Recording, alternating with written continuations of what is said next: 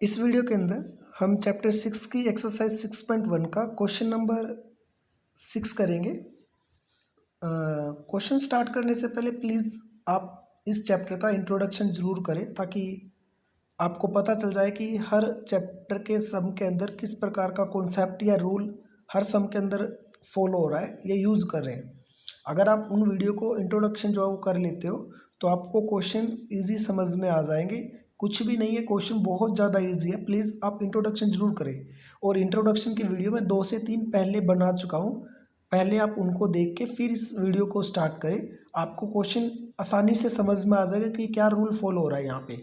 अब आप देखोगे क्वेश्चन को तो क्वेश्चन में क्या दे रखा है कि एंगल 1। देखो मैंने काउंटिंग नंबर मैं आपको पहले ही बता चुका हूँ, फिर बता रहा हूँ। यदि आप जब भी आपको एंगल वगैरह मेंशन करने होते हैं, लेने होते हैं या दिखाने होते हैं तो आप वहाँ पे काउंटिंग नंबर ले लिया करो। काउंटिंग नंबर क्वेश्चन को बहुत ज़्यादा इजी बनाते हैं और हमें एंगल एकदम से पहचान आ जाते हैं कि हम किस एंगल की बात करें। जैसे कि मैं एंगल 4 की बात कर दूँ तो आपको दिखाई दे रहा है एंगल 4 कौन सा, ये यहाँ से लेकर यहाँ तक है। लेकिन अगर हमें ऐसे ही एंगल बोलता है एंगल क्यू वाई एस या एस वाई क्यू है तो आपको देखना पड़ता X S X Y Q, इस एंगल की बात कर रहा हूँ तो उसमें हमें एंगल को देखना पड़ता और टाइम भी लगता और थोड़ा सा क्वेश्चन हैवी हो जाता। ऐसा नहीं है कि आंसर नहीं आता, आंसर जरूर आता लेकिन थोड़ा सा क्वेश्चन हैवी और टाइम ज़्यादा लगता। तो इसीलिए इजी बनाने के लिए आप जब भी आपको एंगल मेंशन करने हो कहीं पे भी, और ट्रायंगल हो सकता है, क्वाड्रिलेटरल हो सकता है, स्क्वायर हो सकता है, कहीं पे भी, तो आप काउंटिंग नंबर से मेंशन करो ताकि आपको एंगल समझ में आ जाए और आपको आसान लगे। ठीक है, तो एंगल 1 हमें 64 दे रखा है। अब आप समझ गए कि एंगल जो 1 है वो है कौन सा हमारा। आप यहाँ पे दिखाई दे रहा है एंगल 1 यहाँ पे नीचे की तरफ वो 64 है। और रे जो वाई ओ है, जो वाई ये है और ओ है, ये जो रे है ये बाइसेक्ट कर रही है। बाइसेक्ट किसको कर रही है? जेड वाई और पी, इस पूरे एंगल को, मतलब ये जो पूरा एंगल है इस पूरे एंगल को ये बाइसेक्ट कर रही है। बाइसेक्ट का मतलब क्या होगा? बाइसेक्ट का मतलब है कि बराबर दो हिस्सों का करना, बराबर दो हिस्से। ठीक है, तो यही होता है बाइसेक्ट। जब भी किसी भी क्वेश्चन के अंदर बाइसेक्ट की बात आती है तो यदि एंगल के अंदर बात करें तो उस एंगल के बराबर दो हिस्से बनाना। यदि लाइन की बात करें तो उस लाइन के बराबर दो हिस्से बाइसेक्ट कहलाते हैं। मतलब बाइसेक्ट हो गया, उसके बाई बराबर बराबर दो हिस्से बना दिए। तो यहाँ पे एंगल की बात करें तो एंगल के दो हिस्से बनाए हैं। तो अब आप देखोगे यहाँ पे तो हमें निकालना क्या है? हमें निकालना है एंगल 4। एंगल 4 का मतलब angle X Y Q, angle X Y Q ये हमने निकालना, मतलब कि एंगल 4 निकालना हमने यहाँ पे। और एक चीज़ और क्या निकालनी है? रिफ्लेक्स निकालना है एंगल 3 का। एंगल 3 का रिफ्लेक्स का मतलब यदि आपको किसी भी एंगल का रिफ्लेक्स एंगल निकालना है तो रिफ्लेक्स एंगल निकालने के लिए उस एंगल को 360 में से माइनस कर दो। यदि मैं 360 में से एंगल 3 को माइनस कर देता हूँ तो इसका मतलब मेरा रिफ्लेक्स एंगल आ जाएगा 3 का। ठीक है, लेकिन एंगल 3 तो होना चाहिए ना उसके लिए हमारे पास में। तो आप देखते हैं अब क्या एंगल आगे क्या चीज़ है। यहाँ एंगल 1, एंगल 2 और एंगल 3 तीनों को जोड़ने के बाद 180 आया। क्यों आया? क्योंकि ये जो आपको दिखाई दे रही है एक्स वाई पी एक स्ट्रेट लाइन है। आपको पता है यदि स्ट्रेट लाइन है तो उसके ऊपर जितने भी एंगल होंगे उन सबका जोड़ कितना आएगा? 180 आएगा। सिंपल सी बात, 180 आएगा। क्योंकि जो एक्स वाई पी है वो एक स्ट्रेट लाइन है, एक सीधी लाइन है। और सीधी लाइन के ऊपर कितने भी एंगल हो, स्ट्रेट लाइन के ऊपर कितने भी एंगल हो, उनका जोड़ 180 होता है। और नीचे की तरफ भी 180 आएगा। यहाँ पे तो वाई है, एक ही एंगल दे रखा तो वो भी 180 होगा।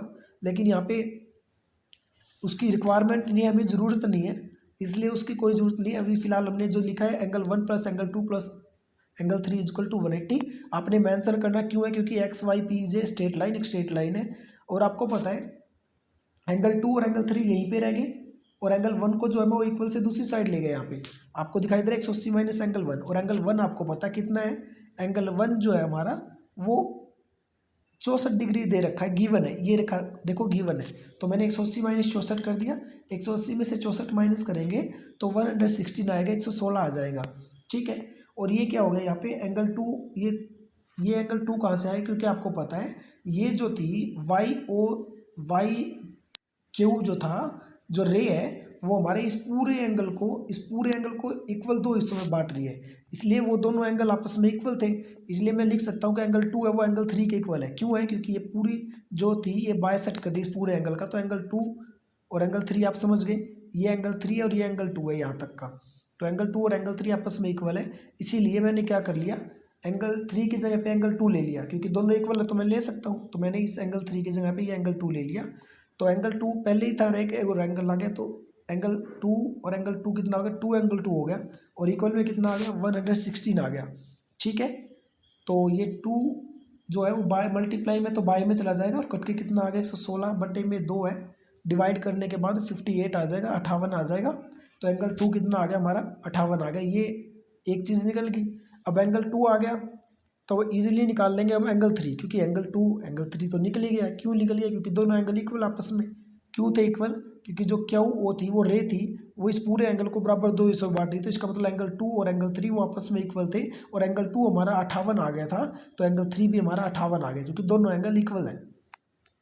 ठीक है, अब आप देखोगे कि एंगल 4 एंगल 1 प्लस एंगल 2 के जोड़ से बन रहा है, क्योंकि एंगल 4 ये है ना, एंगल 4 में क्या आ रहा है, एंगल 1 आ रहा है और एंगल 2 आ रहा है, एंगल 1 और एंगल 2 को जोड़ दूँ तो कितना आ जाएगा, एंगल 4 आ जाएगा।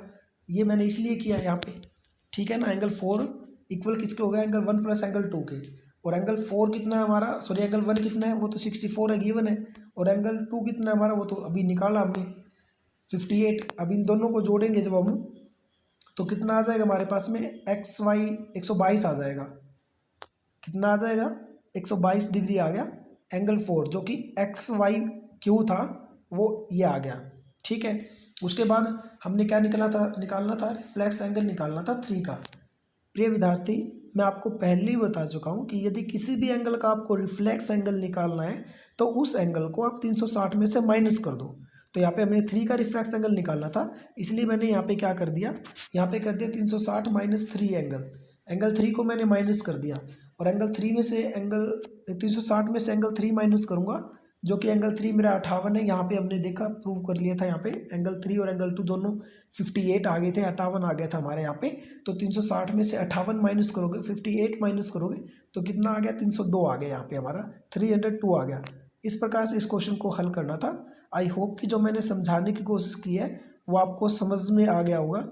डियर स्टूडेंट, यदि आपको वीडियो समझ में आई है तो प्लीज़ लाइक और शेयर ज़रूर करें, और वीडियो के अंदर किसी भी प्रकार की कोई गलती है, कोई समस्या है, तो प्लीज़ कमेंट जरूर करें, ताकि मैं उस गलती को या उस समस्या को दूर कर पाऊँ, अगली वीडियो के अंदर ऐसी गलतियाँ ना हो। तो इसलिए आप प्लीज़ कमेंट और शेयर ज़रूर करें। ठीक है, जय हिंद, जय भारत।